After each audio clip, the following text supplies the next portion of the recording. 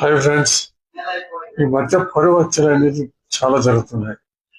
ఈ లవ్ లో పడడం, పిల్లలు ఒకే దగ్గర ఉద్యోగాలు చేసుకోవడం, సాఫ్ట్వేర్ ఉద్యోగాలు కానీ ఇటువంటివి కానీ అక్కడే వాళ్ళు చేసుకోవడం.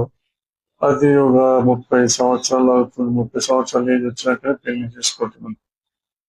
అయితే ఈ తలకాయ నొప్పి ఎక్కడ వచ్చిందంటే ఈ కులం దగ్గర వస్తుంది. కులాలు వేరైపోయి చాలా పరువు హత్య అని పరువు హత్యలు జరుగుతుంది. ఈ పరువు హత్యలు జరిగినప్పుడు ఇద్దరికి నష్టం జరుగుతుంది. అమ్మాయికి నష్టం జరుగుతుంది, అబ్బాయికి నష్టం జరుగుతుంది. అబ్బాయిని చంపేసిన తర్వాత అమ్మాయి కూడా ఎలా బతుకుతుంది, ఎవరు చేసుకుంటాడు? చాలా తలనొప్పి అయిపోయింది. అందుకే జాగ్రత్తగా ఉండాలి. వాళ్ళు బతికేది వాళ్ళు బతుకుతారు, వదిలిపెట్టారు, వాళ్ళని ఏం చేయలేము.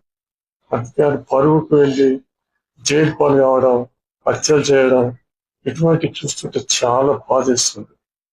జాగ్రత్త తల్లిదండ్రులు ఆలోచించవలసిన విషయం. Wait. Time out.